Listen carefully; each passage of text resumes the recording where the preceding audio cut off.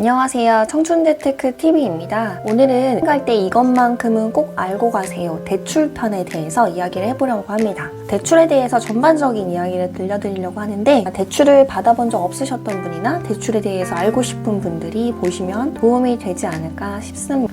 요즘에는 비대면이 워낙 잘 되어 있어서 은행에 가실 일이 많지 않으실 거예요. 특히 대출 같은 경우도 신용대출은 예전부터 많이 활성화되어 있었고 담보대출, 전세대출까지 은행에 방문하지 않고도 비대면으로 전부 다 가능한 시대가 되었습니다. 자세한 상담을 듣고 싶은 분들은 은행에 오셔서 상담을 받으려고 하세요. 그래서 여러분들이 대출 상담하러 은행 가실 때 이 정도는 파악하고 가시면 조금 더 수월하게 상담이 이루어질 것 같습니다. 보통 은행에 가시면 대출 창구에 가셔서 이렇게 말씀들 하세요. 저 대출 좀 알아보려고요 라고 하시는데 이때 은행원이 다시 역으로 질문을 하게 될 것입니다. 어떤 대출 알아보시나요? 라고 하는데 이 어떤 대출이라는 게 중요한 것이 대출은 목적이 있어요. 대출은 크게 신용대출과 담보대출로 나뉩니다. 신용만 가지고 돈을 빌려주는 걸 신용대출이라고 하고요. 담보대출은 주택담보대출도 있고 전세자금 대출도 있는데 전세자금 대출 역시 보증기관에서 보증서를 발급해서 그걸 담보로 나가는 대출이에요. 그래서 내가 필요한 게 신용대출인지 담보대출인지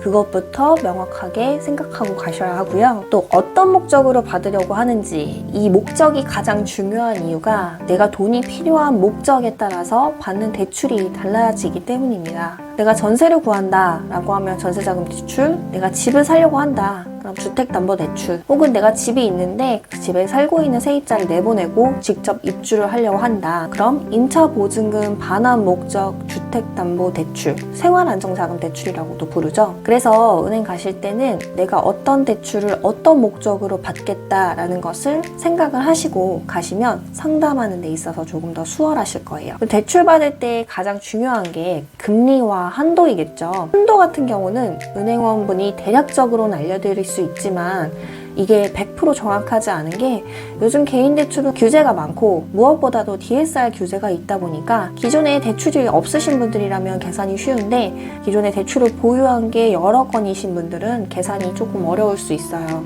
그리고 은행원도 직접 승인을 울려서 승인을 받아야만 100% 이 대출이 가능한 거라 아직 아무것도 진행된 게 없는데 얼마까지 됩니다 라고 말씀드리는 경우는 거의 없다고 보시면 됩니다. 금리를 상담하실 때 부수거래에 따라서 금리를 얼마나 낮출 수 있는지 이 부분에 대해서도 상담하시는 게 좋아요. 보통 개인 대출은 부수 거래에 따른 금리 감면 혜택이 있는데요. 그래서 대출 받을 때도 전혀 거래가 없던 은행에 가기보다는 기존에 거래 있었던 은행을 먼저 방문을 하시는 게 부수 거래라든지 이런 면에서 혜택을 받으실 수 있으실 거예요. 그 다음으로는 상환 방법에 대한 이야기인데요. 보통 신용대출은 만기 일시 상환으로 하는 경우가 많습니다.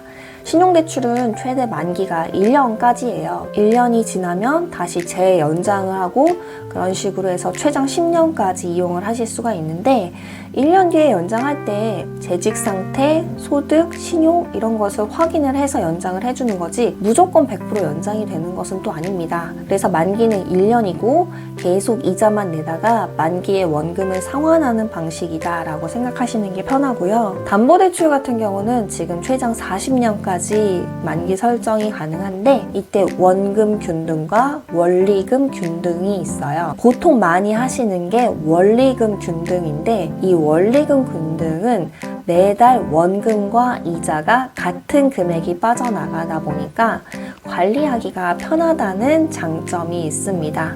대신에 총 내는 이자 부담은 원금 균등보다 좀 더 많아지게 돼요. 원금 균등 방식은 매달 같은 원금을 상환하고 이자가 점점 줄어드는 방식이라서 초기에 내는 부담이 많다는 단점이 있습니다. 대신에 총 부담하는 이자는 적기 때문에 간혹 원금 균등을 선택하는 분들도 계세요. 그런데 DSR 산정 시에는 원리금 균등 상환 방식이 최초에 내는 이자가 원금 균등보다 적기 때문에 원리금 균등으로 하셔야 DSR 산정에 유리하게 됩니다. 은행 가셔서 상담할 때 팁이 있다면 대출은 한 번에 이루어지지 않기 때문에 상품에 대한 정보, 금리, 필요 서류 등등에 대해서 자세하게 문의하신 다음에 서류를 제출하고 대출을 신청하시는 게 좋습니다. 오늘은 개인 대출에 대해서 말씀드렸는데 대출의 종류가 워낙 많기 때문에 자신이 받고자 하는 대출이 어떤 대출인지부터 잘 파악하셔야 합니다. 관련해서 궁금한 점이 있으시다면 댓글을 남겨주시면 제가 답변을 드리도록 하겠습니다. 영상 시청해주셔서 감사합니다.